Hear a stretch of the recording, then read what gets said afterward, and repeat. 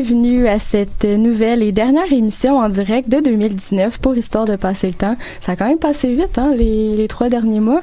Mine de rien, Sabrina Gaudreau-Drouin à l'animation. Encore cette semaine, je suis accompagnée d'une très belle équipe qui sont, ma foi, dans une ambiance un peu plus festive, n'est-ce pas? Non?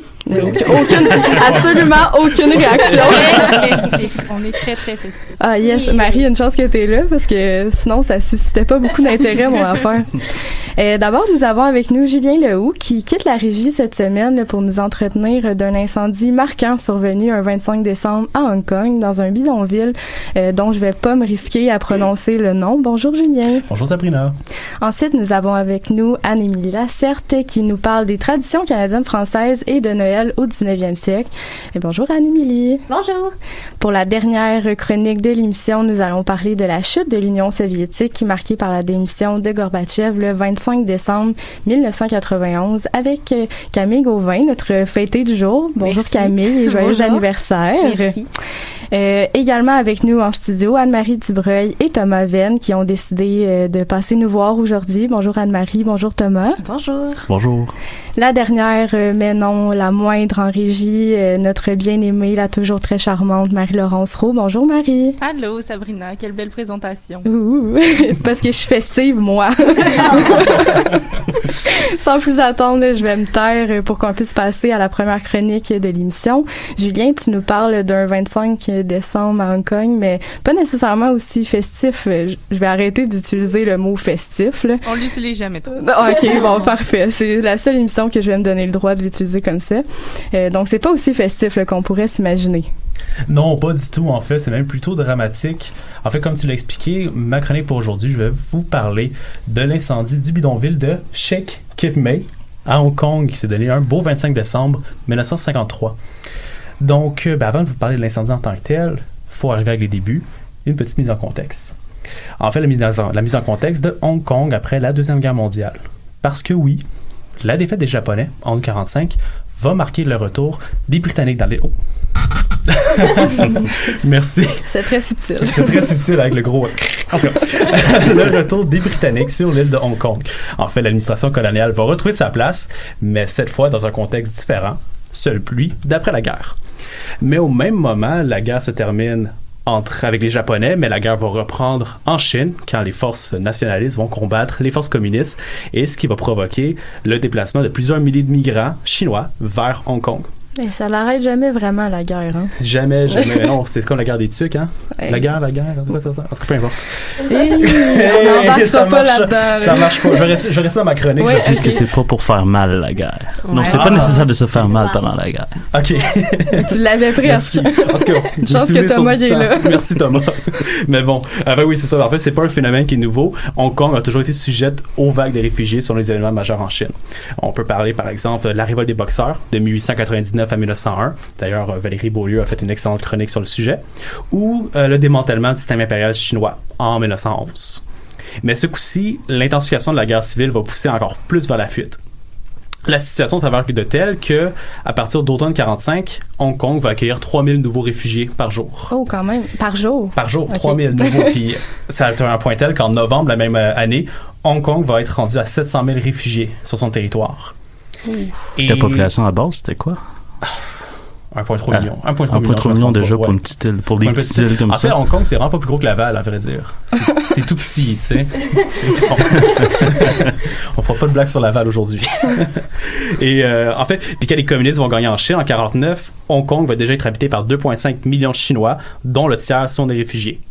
Et au début, en fait, l'administration britannique va adopter une politique humanitaire vis-à-vis des réfugiés. C'est le contexte de la guerre froide. Il y a tellement de personnes qui veulent fuir le communisme. On va abriter ces gens-là. Mais à un moment donné, ils commencent à réaliser qu'on n'est pas capable d'avoir ces gens-là.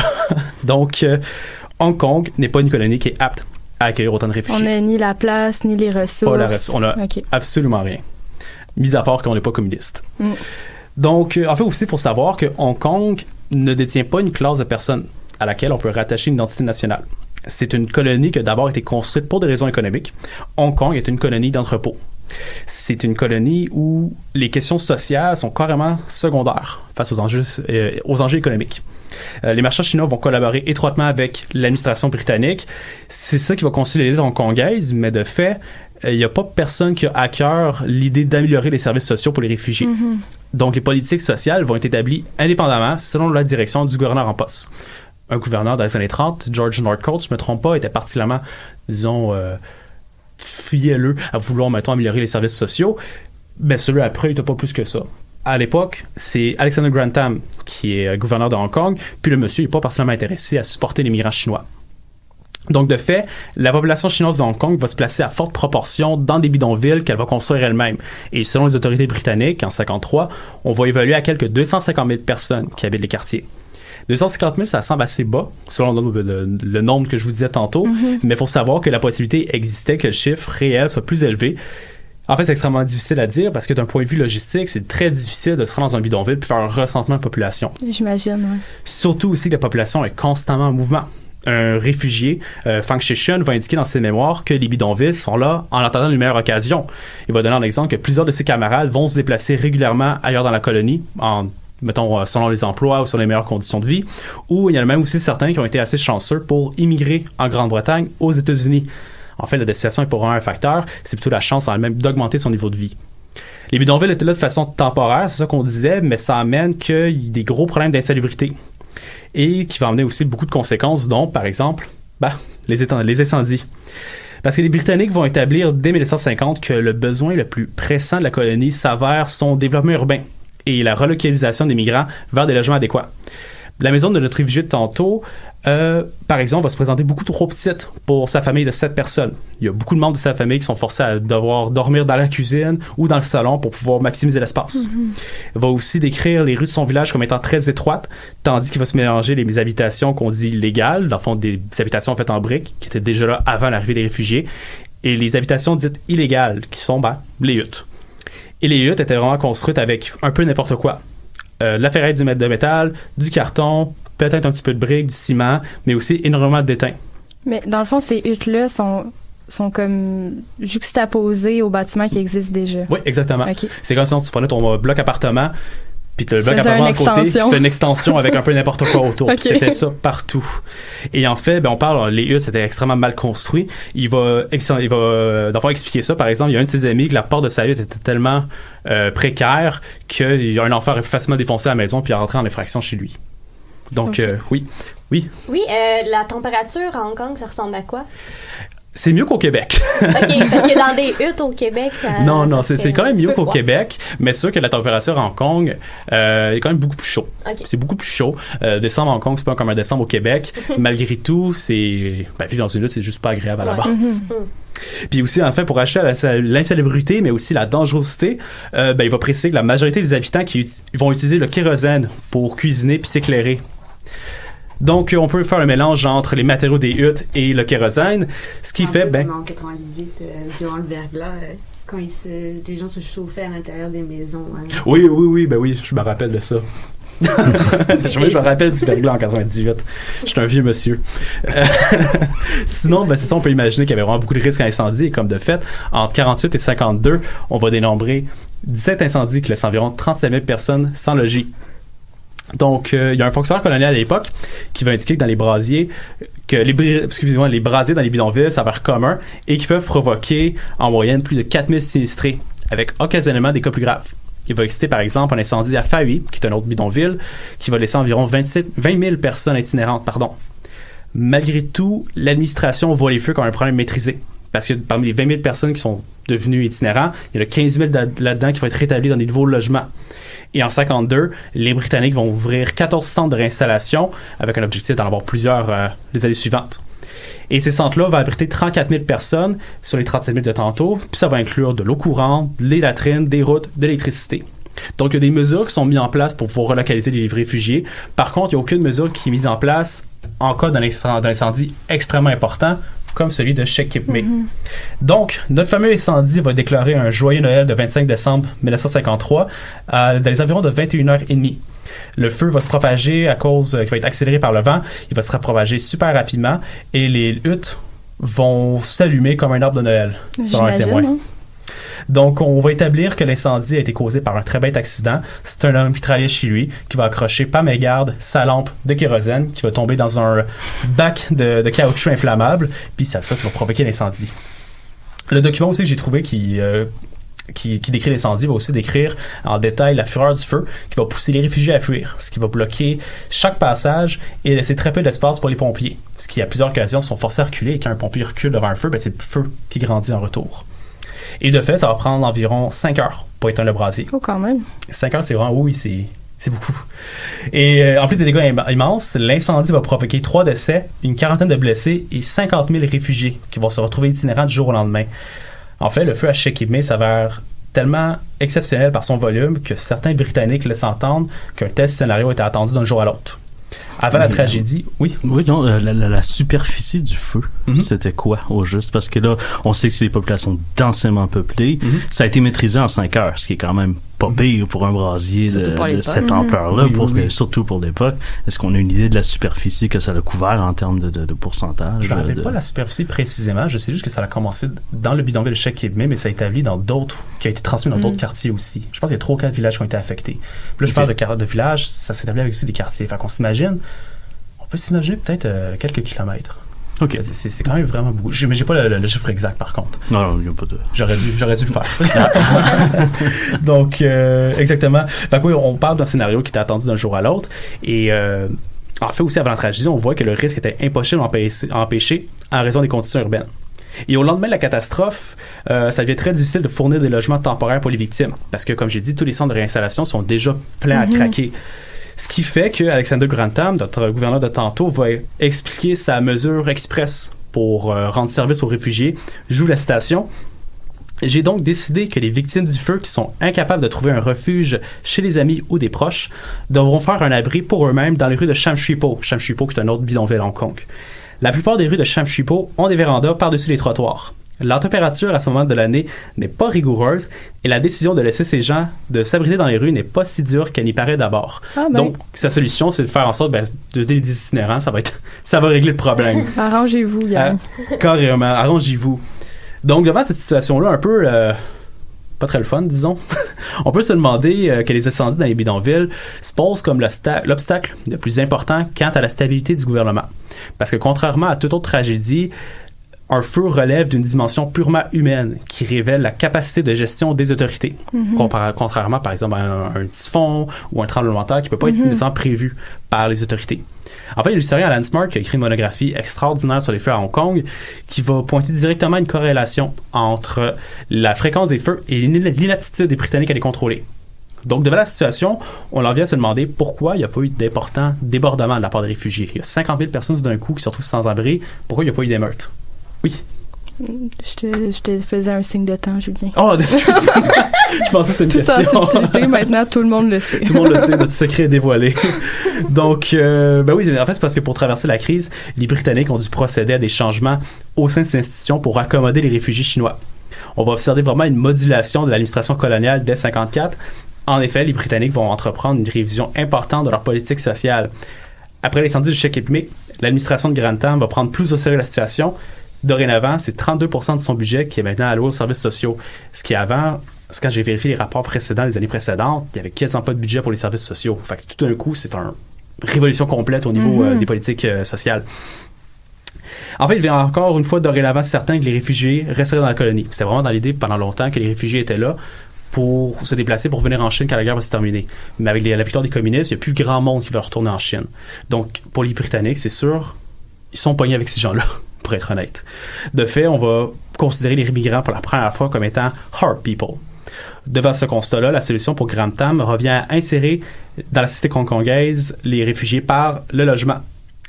Et en fait, la décision va surtout se justifier selon la facilité à administrer des citoyens enregistrés plutôt que des réfugiés. Donc, au fur et à mesure, les réfugiés chinois vont perdre le statut de réfugiés pour devenir finalement des vrais citoyens de Hong Kong. Et en plus, d'après Alan Grantham, ça devient plus difficile de faire respecter les lois dans un bidonville que dans un quartier organisé.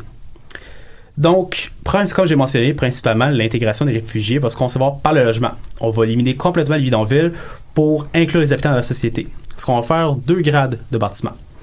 En fait, est-ce que vous avez déjà vu des photos de Hong Kong, à quoi ça ressemblait? En fait... Plus ou moins. Bon. Ouais. En fait, Hong Kong, c'est vraiment des grands immeubles. C'est vraiment des grands immeubles à appartements. C'est des grands complexes. C'est immense. Et le but, c'est de faire des appartements solides et le plus rapidement possible et qui pouvaient contenir le plus de population possible. Fait, mettons, vous regardez vos appartements en ce moment, probablement vous pensez que c'est trop petit pour vous, mais imaginez à Hong Kong, c'est des appartements des 1,5, des 2,5 qu'une famille au complet doit se partager. Donc, c'est vraiment des cages à poules, là? Ben, c'est exactement, oui, c'est le surnom. En fait, des grandes cages à poules pour habiter le plus de gens possible. Donc, ces premiers bâtiments-là, on les appelle les bâtiments de grade A. Ça va comprendre tous des matériaux qui sont inflammables pour faire en sorte qu'ils ne passent pas au feu. Il y a aussi d'autres types d'habitations qu'on appelle les grades B, qui ont constitué des domiciles dont les matériaux sont similaires à ceux des yachts. Donc, qu'est-ce qu'on fait? On passe le bulldozer dans le bidonville, on prend tous les matériaux qu'on a détruits, puis on fait des constructions juste un petit peu plus solides, mais aussi qui vont être plus distanciés entre les uns des autres. Comme s'il y a un feu, le feu va moins se propager. Et aussi, ben, ces habitations-là vont être pourvues de matériel pour détecter les feux. Donc, des bouches d'incendie, des gicleurs d'eau, des alarmes de fumée, des extincteurs à main, ainsi de suite, juste pour faire en sorte, comme une fois, pour limiter le plus possible les incendies. Ça va pas être suffisant. Il y aura toujours des feux qui vont se donner à Hong Kong, toujours dans la même fréquence. Par contre, ça va être de moins en moins grave avec le temps, dans le sens qu'il y aura de moins en moins de victimes qui vont être provoquées par le feu. Enfin, on va retourner à notre question de tantôt. Pourquoi les réfugiés ne se sont jamais soulevés? C'est parce que les Chinois possèdent des espérances vis-à-vis d'un gouvernement et l'administration britannique a su les respecter. C'est pas nécessairement l'idée de répondre à tous les besoins, c'est simplement de montrer que des efforts sont déployés pour essayer au moins de régler la situation. Donc, en entendant, les réfugiés, eux autres, ils demandent absolument rien de mieux que vivre dans des conditions meilleures que qu'est-ce qu'ils retrouvent en Chine. Parce qu'en même temps, en Chine, ben, il y a la famine qui se donne. Donc, c'est pas mieux. Et au final, notre victime de tantôt va expliquer la résilience des sinistrés chinois après l'incendie de son village. Il va juste répondre « La vie continue comme si rien ne s'était passé, sans fanfare, sans non-sens. » Et là-dessus, je vais conclure ici. C'est plein de résilience. Oui. Mais je me demandais tantôt, puis j'ai oublié de te poser la question. Tu sais, les gens, ils se relocalisent dans les rues, dans d'autres bidonvilles suite à l'incendie. Est-ce qu'il y a une sorte de secours alimentaire? Est-ce que le gouvernement va promulguer quelque chose pour les aider? Ou? Oui, à ce niveau-là, ils vont les aider, mais... En fait, ils vont commencer à mobiliser l'armée dans les bidonvilles pour essayer de donner, mettons, de la nourriture aux gens. Ils vont donner, je pense, essayer de donner au moins une ration alimentaire par jour. Puis il y aura beaucoup de familles qui vont pouvoir en profiter, mais ce ne sera pas nécessaire, je veux dire, ce ne sera pas suffisant. À part le gouvernement, il y a aussi les associations religieuses qui vont essayer d'aider les gens. Les Sœurs de Maryknoll, par exemple, ou les Sœurs missionnaires de l'Immaculée Conception, qui viennent de Montréal d'ailleurs, qui vont essayer d'aider ces gens-là. Il y aura aussi les Kai Phong. Kai Phong, en cantonais, ça veut dire « bon voisin ». Ça, c'est des associations caritatives organisées par les réfugiés eux-mêmes pour essayer de s'entraider puis coopérer ensemble pour essayer d'améliorer leur situation. Mais encore une fois, c'est des ressources qui sont très, très maigres. Donc, oui, on essaie d'aider alimentairement les gens, mais c'est pas toujours suffisant. Puis en fait, qu'est-ce que les gens ont besoin? C'est pas nécessairement de manger, c'est l'idée d'avoir un toit sur la tête. Ouais, ben c'est sûr qu'un toit, ça l'aide, mais manger aussi, mais je comprends ce que tu veux dire. Mais les immeubles cage à poules... ça n'a pas donné d'autres incendies. Il me semble que c'est ça ressemble à des foyers. Comme je dis, il y a toujours des incendies qui ont été faits, mais ces immeubles-là ont moins tendance à brûler aussi rapidement qu'un bidonville. En fait, quand j'ai dit tous ces immeubles-là, il y avait des détecteurs d'incendie, il y a des instincteurs, il y a des trucs comme ça. Donc l'incendie peut être détecté beaucoup plus rapidement puis être maîtrisé beaucoup plus facilement que n'importe quel bidonville. Oui. Et ce sont donc des immeubles qu'on peut voir toujours à Hong Kong, sont toujours présents aujourd'hui. Ils sont toujours présents aujourd'hui, oui. Et moi, je me demandais, qu'est-ce qu'on sait des débats au sein des administrations coloniales avec Londres aussi, à savoir que là, ils doivent mobiliser des fonds.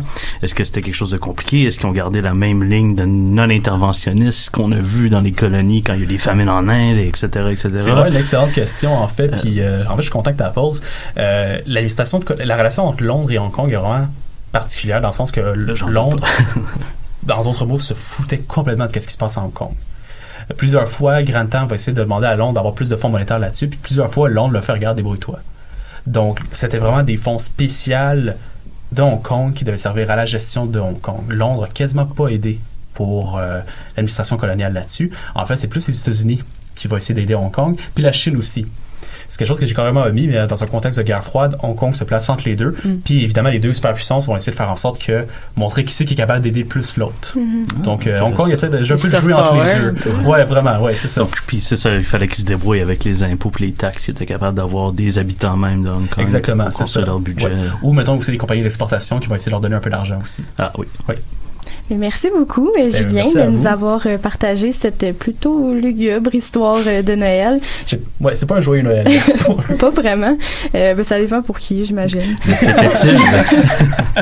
Je propose d'aller tout de suite en musique pour la première pause musicale. Marie-Laurence, qu'est-ce que tu nous proposes? On écoute Mélodie Noire de Patrick Watson.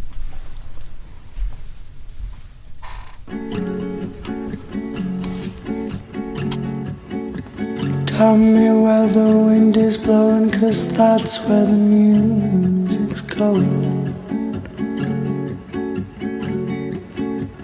You are my big dark blue and I wanna swim all around you.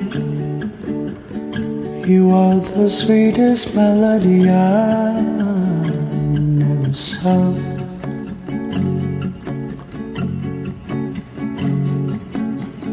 I feel like I know you, but you're just a ghost to me. And when I sit beside your shadow, somehow it comforts me.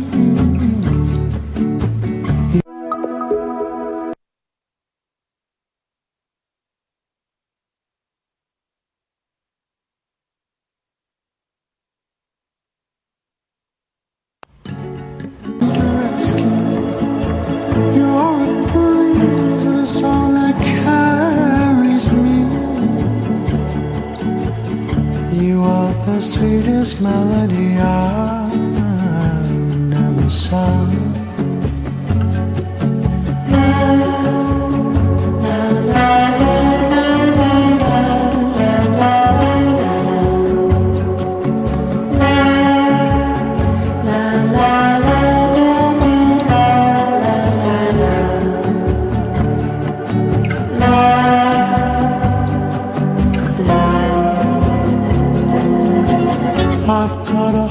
The size of your touch that fits in your arms as much. And when I try to fill it up, the hole gets bigger every time. You are the sweetest melody I've never sung. You are the sweetest melody I've never sung. You are my love, my remedy to rescue me. You are the breeze, that's all that carries me. You are the sweetest melody I've never sung. Canta mi luna llena. Esta melodía que es el abismo dentro de mí. Dentro de mí. Mi luna llena.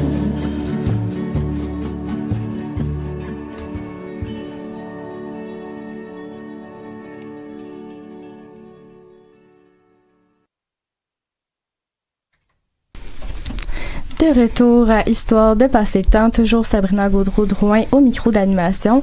On se retrouve avec Anne-Émilie pour la deuxième chronique de notre émission, qui est vraiment là, axée sur la thématique d'aujourd'hui.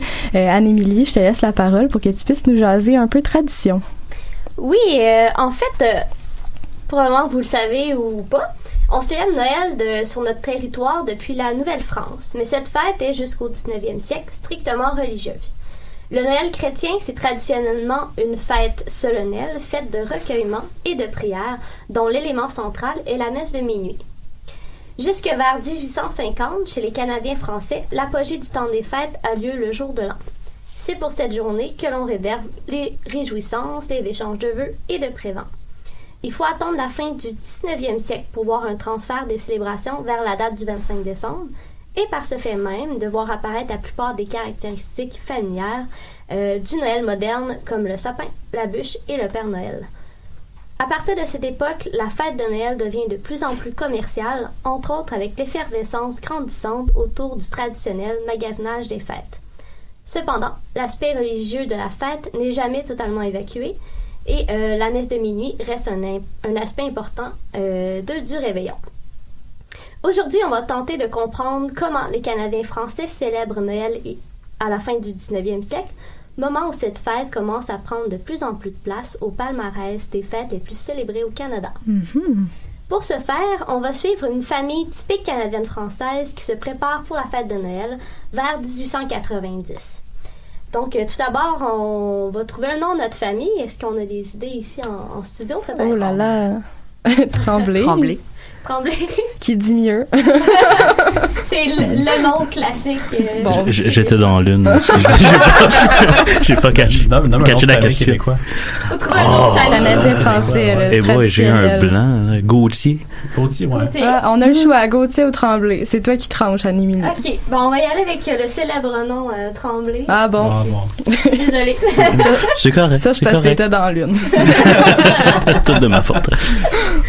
Donc, au début du 19e siècle, la fin de novembre donne le coup d'envoi du temps de l'Avent, aussi appelé le Petit Carême, une période d'attente et de préparation spirituelle.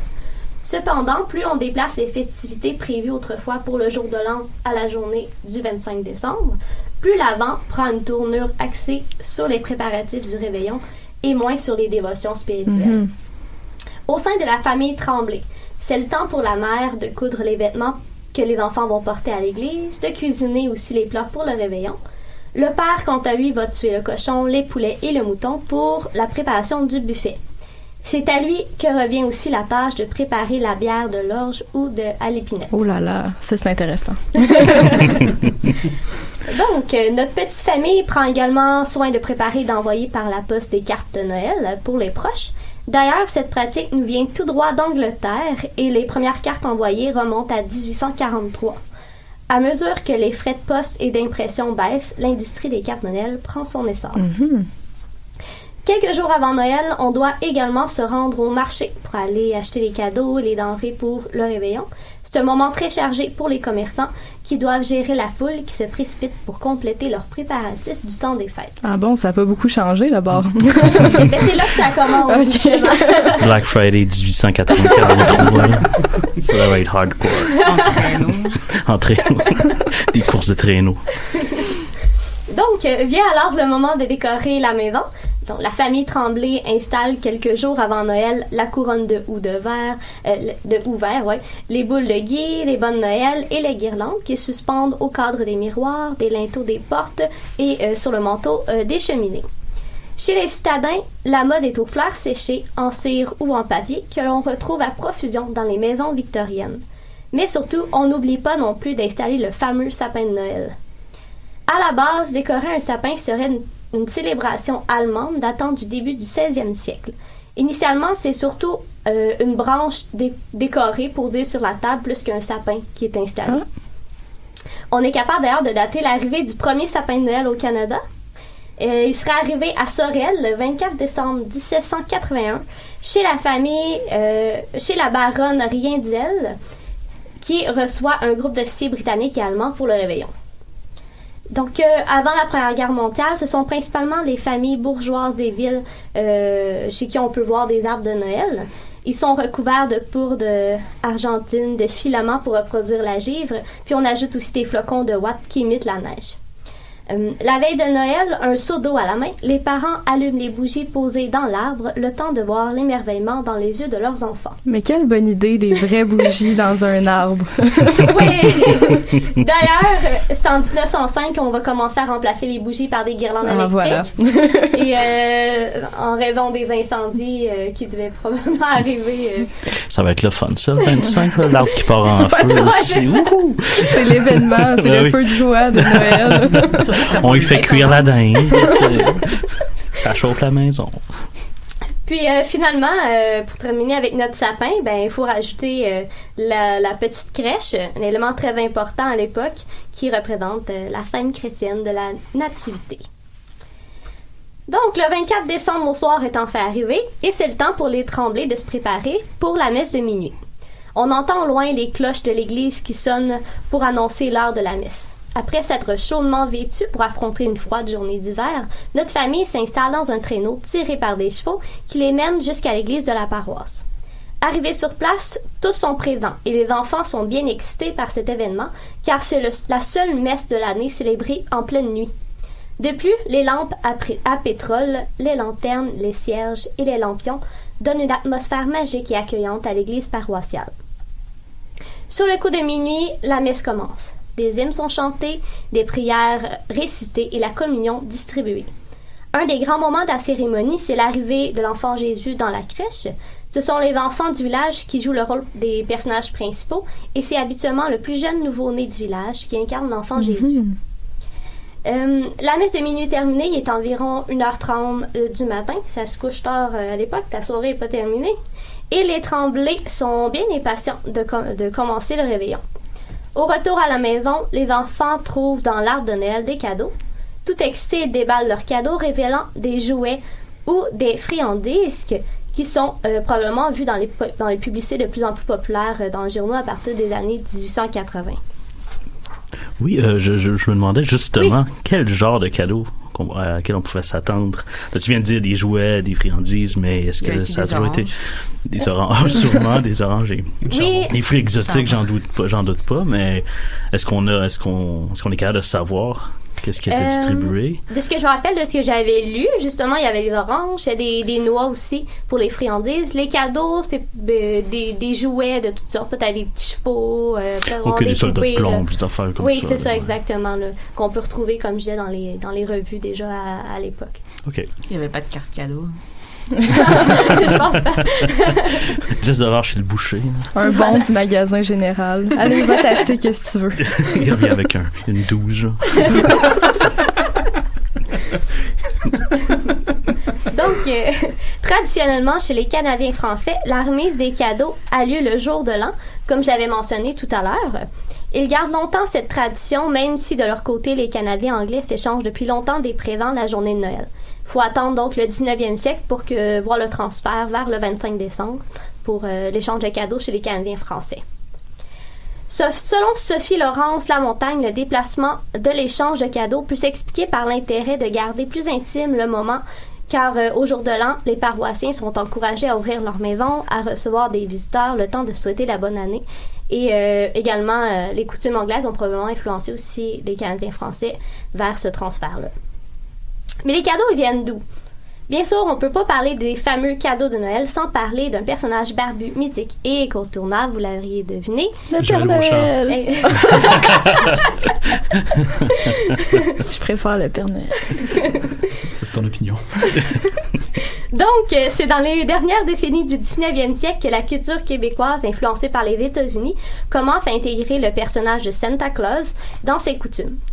Contrairement à ce que beaucoup de gens croient, non, ce n'est pas Coca-Cola qui a inventé le Père Noël. Peut-être avez-vous déjà entendu parler de son prédécesseur, Nicolas Demire, mieux connu sous le nom de Saint-Nicolas? Oui. Donc, mais est-ce que c'est vrai, par exemple, que c'est Coca-Cola qui a inventé l'habit du Père Noël? Eh bien, je croyais que oui, jusqu'à cette semaine, je suis tombée sur des images qui dataient un peu avec déjà cette apparence d'un gros bonhomme habillé en rouge avec une barbe, donc même pas. Oui, ça, moi aussi, je suis tombé sur une émission où il parlait justement de ça. Il y a un excellent film sur Netflix, justement, qui parle de l'histoire de Santa Claus, mais en Suède, je pense. Non! C'est vrai, ça s'appelle Klaus. Excellent film. OK. Je vais écouter parce que visiblement, je pensais que c'était Coca-Cola qui avait designé l'habit de Noël. Mais il l'a popularisé, ça, c'est certain. Il l'a mis sur des bouteilles, des affaires comme ça. Donc, mais la commercialisé. Ils ont tout copié. Commercialisé. Voilà. Donc, c'est dans la dernière décennie du 19e siècle que, comme je disais, que Santa Claus est arrivé. Et parlant de Saint-Nicolas, justement, ce dernier serait né vers l'an 270. Selon les croyances, il serait né à Patar, dans l'actuelle Turquie, et aurait été évêque, puis archevêque de Myre. Il serait mort le 6 décembre 345 ou 352, on s'entend pas sur les dates. En Europe, plus particulièrement en Allemagne, en Suisse et aux Pays-Bas, on continue de célébrer la Saint-Nicolas le 6 décembre et la coutume veut que l'on dépose pour les enfants des noix, des pommes, des friandises dans les souliers au pied du lit. C'est vers 1880 en fait que on voit apparaître le personnage de Saint-Nicolas Kris Kringle aux États-Unis. Et du côté des Canadiens français, il est de coutume que c'est le petit Jésus, le matin du jour de l'an, qui distribue des cadeaux aux enfants qui ont été sages. Plus le 19e siècle tire à sa fin, plus Santa Claus commence à prendre sa place dans les coutumes.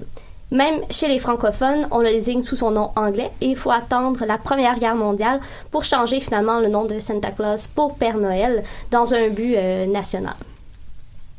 Une fois les cadeaux déballés, notre famille se rassemble devant une table bien garnie de plats confectionnés pendant la période de l'Avent. Donc, chez les familles aisées, il est typique de voir des potages, fruits de mer, hors d'œuvre, faits d'olives et d'amandes, des pommes de terre, du fromage, de la viande comme jambon, saucisse, pain de viande, tourtière, de l'oie farcie également.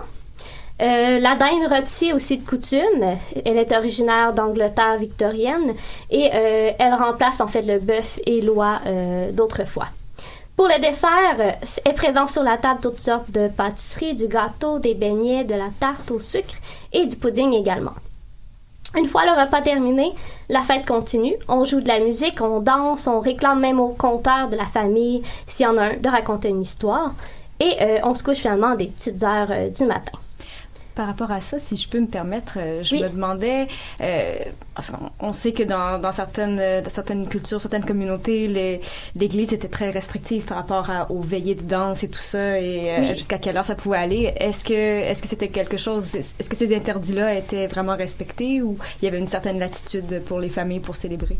Le curé encourageait pas vraiment ces fêtes-là. Il n'aimait pas vraiment ça. L'Église catholique était très frileuse par rapport aux veillées, à la danse et tout. Mais en même temps, il savait probablement qu'il pourrait jamais empêcher les paroissiens de danser, de jouer de la musique. Donc, je pense qu'il se contentait d'avertir les paroissiens de faire attention, de pas trop abuser, de pas trop danser, de faire attention aussi aux dates qu'on va faire des veillées. Fait que, ouais. Il n'y a pas beaucoup de pouvoir coercitif. Non, c'est ça. Il fait ce qu'il peut, mais ça ne sert pas à grand-chose de limiter strictement, je crois. Okay. Donc, la journée de Noël, on est rendu le lendemain matin. Habituellement libéré du temps de travail, on en profite pour faire toutes sortes d'activités. Par exemple, les enfants peuvent aller faire des activités hivernales à l'extérieur, comme des glissades sur traîne, des courses en carriole, du patin. Le patin sur glace, c'est plus pratiqué en ville. D'ailleurs, on peut patiner sur le fleuve jusque vers 1850. À la campagne, on peut aussi faire de la raquette, qui était autrefois utilisée surtout pour certains métiers. Là, c'est devenu clairement récréatif. Et il y a même des clubs de snowshoe, comme le Montreal Snowshoes Club, qui a été fondé en 1840. On peut ensuite imaginer que la journée se poursuit pour les Tremblay autour d'un repas composé de reste de la veille, suivi d'un moment d'échange et de plaisir autour de jeux de cartes et de dames, et peut-être même un musicien dans la famille se met-il à jouer encore de la musique pour danser à nouveau une autre veillée. C'est ainsi que se termine la fête de Noël pour notre petite famille canadienne-française du 19e siècle. Il est important toutefois de spécifier qu'il y a probablement des variantes de type de célébration en fonction de la classe socio-économique et de l'espace géographique dans lequel la famille provient. Néanmoins, vous avez maintenant une idée de ce à quoi pouvait bien ressembler cette célèbre fête il y a plus d'une centaine d'années. Merci beaucoup, Anne-Émilie. C'était vraiment super intéressant. On a eu du plaisir, je pense, tout le monde à suivre les Tremblay. Mais c'est maintenant le temps pour une autre pause musicale. Qu'est-ce qu'on a le droit maintenant, là? Est-ce que c'est de la musique de Noël? Non? Non, je m'excuse. Ah, c'est pas grave. Il y en a pas de problème. En fait, merci. Vous allez en entendre en masse dans les prochains jours. J'en suis convaincue. Toutefois, j'y suis allée quand même un petit peu de la thématique parce que c'est ma dernière émission à la régie, à Histoire de passer le temps. Alors, on écoute Dernière fois du groupe Titlaine.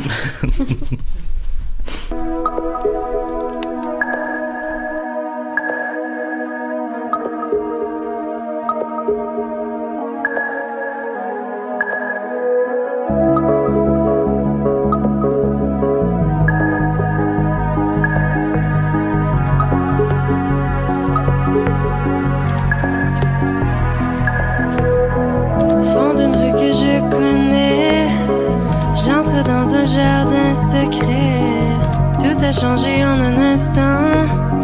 Je veux tout arrêter, plus rien d'autre n'est important. Je regarde le monde en suspens, une rangée de fleurs fanées me retient d'avancer. Le temps s'arrête autour de moi, je respire en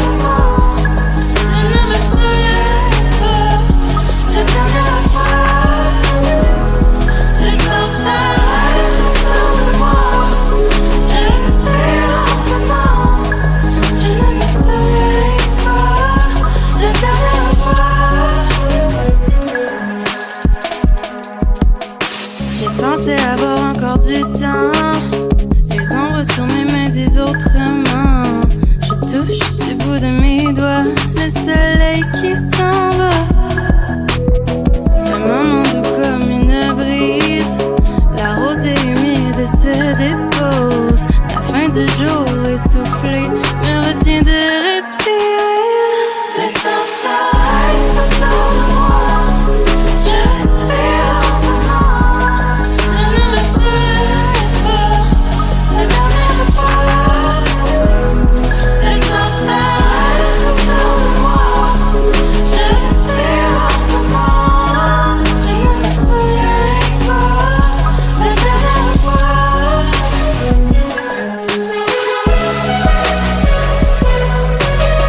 Tout a changé en un instant. Le soir a dévoré le temps. Tout a changé en un instant.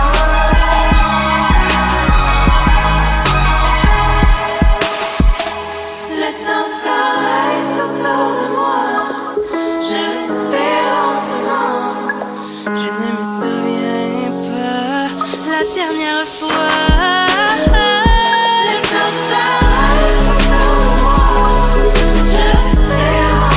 la dernière Vous êtes toujours à Histoire de passer le temps pour cette dernière chronique de l'émission, mais aussi de 2019.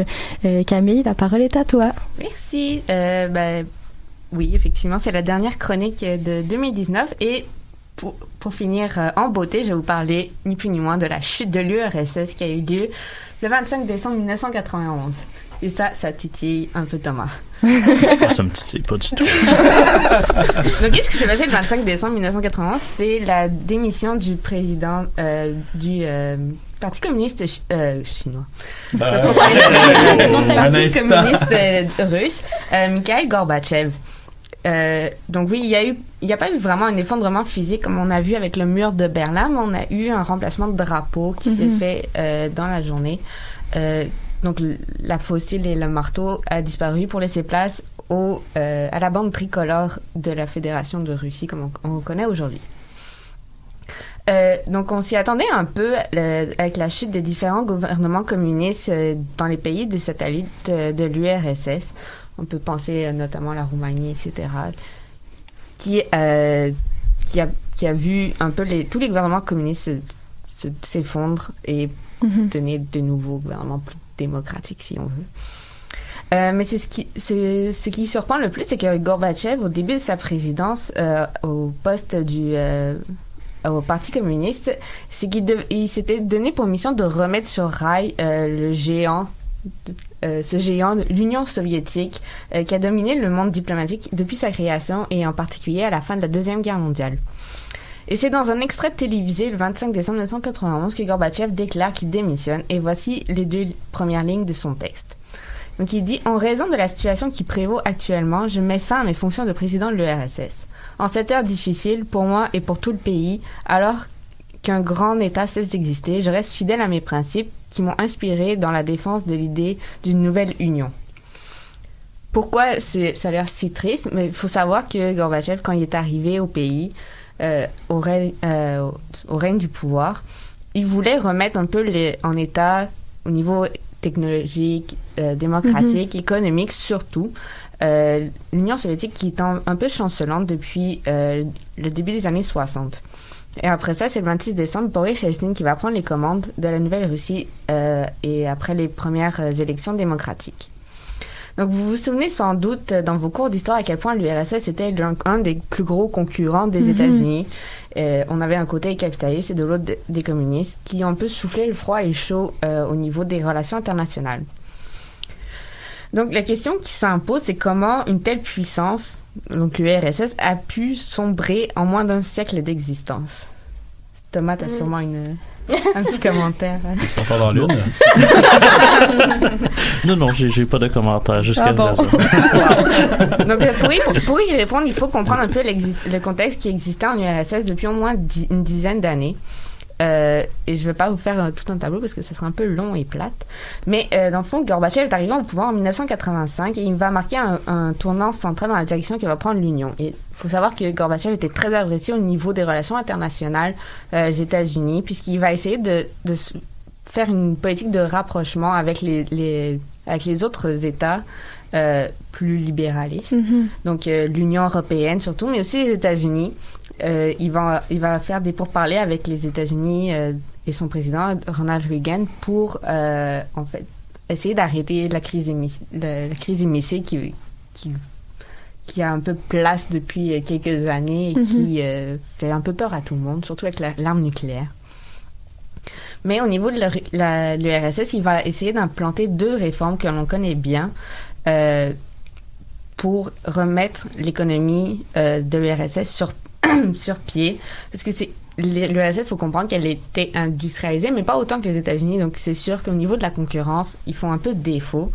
Et c'est pour ça que lors du 17e congrès du Parti communiste, il va s'ouvrir avec les thèmes de la corruption, la lutte des pays nationalistes dans les différents pays satellites qui commencent à ébranler de plus en plus la structure du pouvoir. Mais c'est surtout avec la mesure de la Glasnost, ou je ne sais pas si je le prononce bien là, mais c'est à propos de la transparence qui veut au niveau de toutes les sphères du pouvoir pour contrer la corruption qui gangrène le pays de plus en plus, mais surtout la perestroïka qui s'apparente à une restructuration économique. Donc, il cherche à faire rentrer des éléments du libre marché dans un pays communiste qui est dirigé depuis ses débuts avec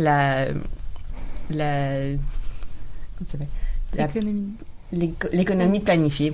Ah, merci. C'est ça, il n'y avait pas une tentative de créer de plus en plus de biens de consommation, surtout en raison que l'économie russe s'était basée surtout sur la construction d'acier, des matières premières et des matières ultra-industrielles comme on l'a vu en Chine puis en Inde.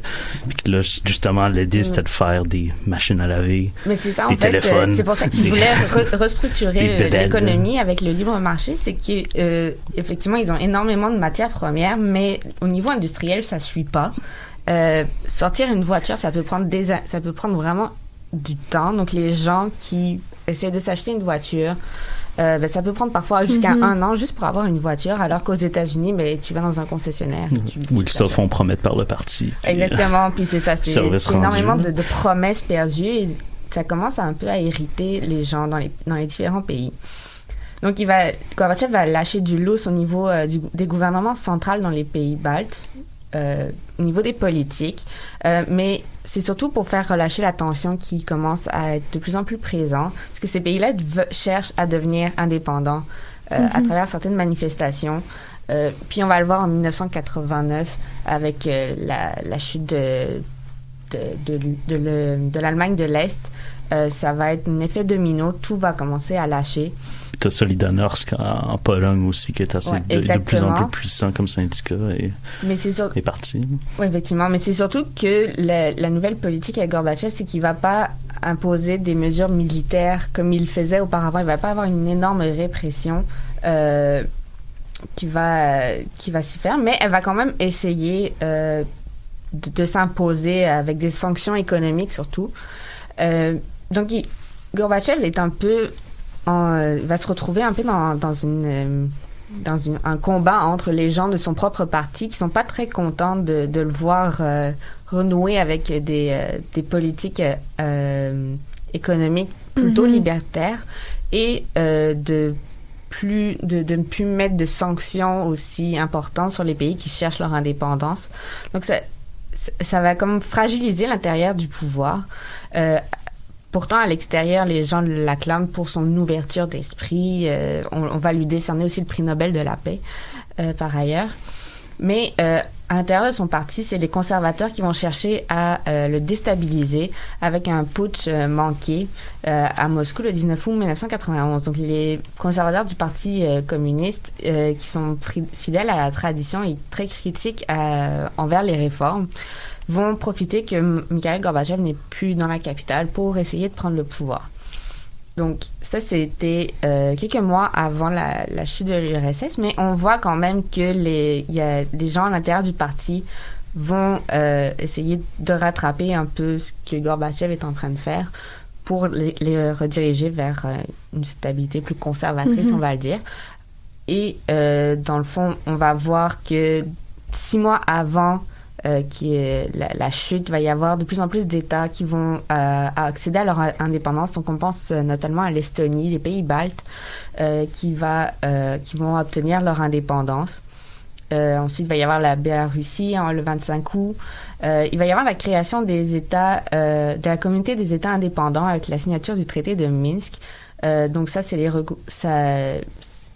ça prévoit le regroupement de la Russie, de l'Ukraine, de la Biélorussie au sein des États indépendants pour un peu faire abstraction au fait que l'URSS est en train de chuter.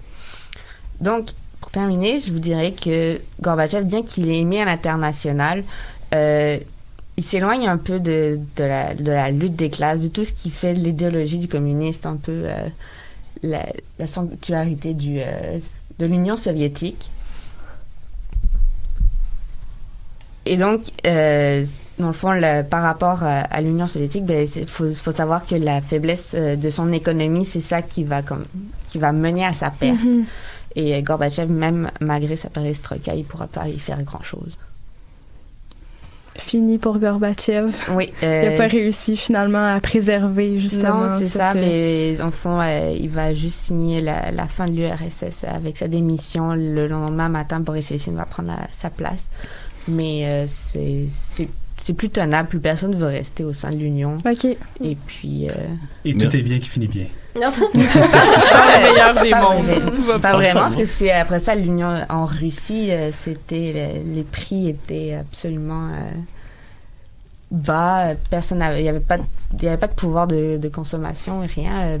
Les denrées alimentaires se faisaient très rares. Puis, petite question plus territoriale. Là, on sait justement que comme les pays plus de l'Europe de l'Est, ce sont les premiers à vouloir, qui cherchent à se sécessionner.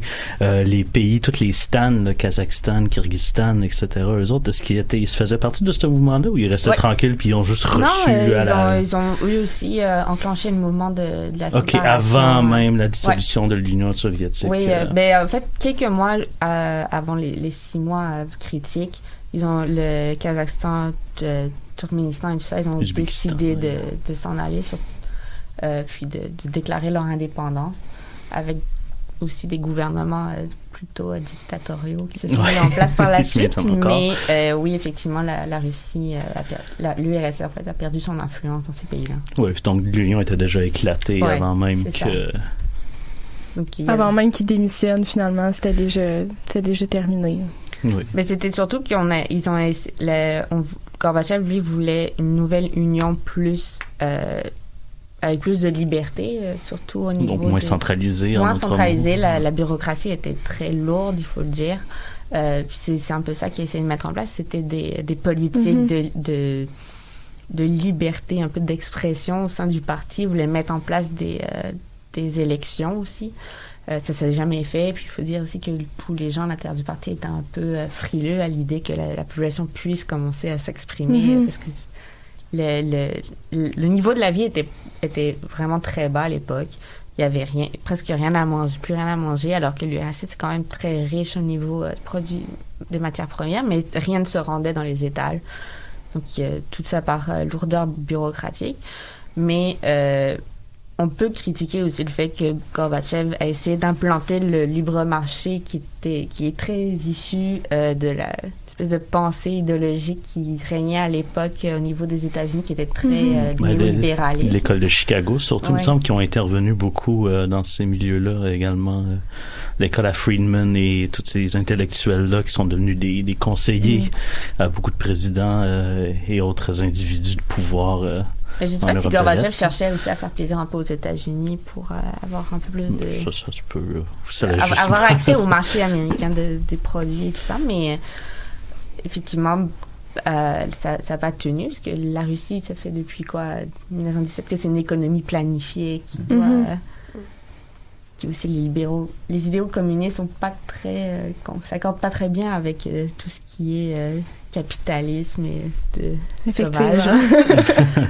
Mais merci beaucoup. C'était vraiment super intéressant. C'était un 25 décembre assez différent de ce qu'on connaît. C'était surprenant, je dirais. Oui, quand même.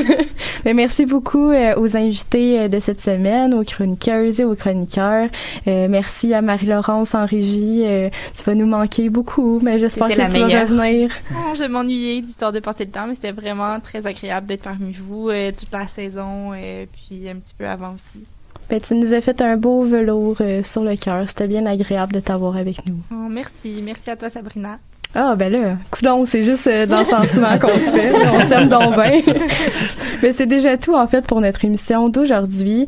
On va prendre aussi un petit congé là, pour le temps des fêtes, mais soyez sans crainte. On va revenir en force, les batteries rechargées, la tête pleine d'idées pour de nouvelles chroniques toujours plus intéressantes et pertinentes pour vous. Entre-temps, n'hésitez surtout pas à communiquer et échanger avec nous sur nos médias sociaux. Vous pouvez écouter et réécouter l'émission en balado sur iTunes et Spotify. Et nous, on se dit au revoir et à l'année prochaine. Au revoir.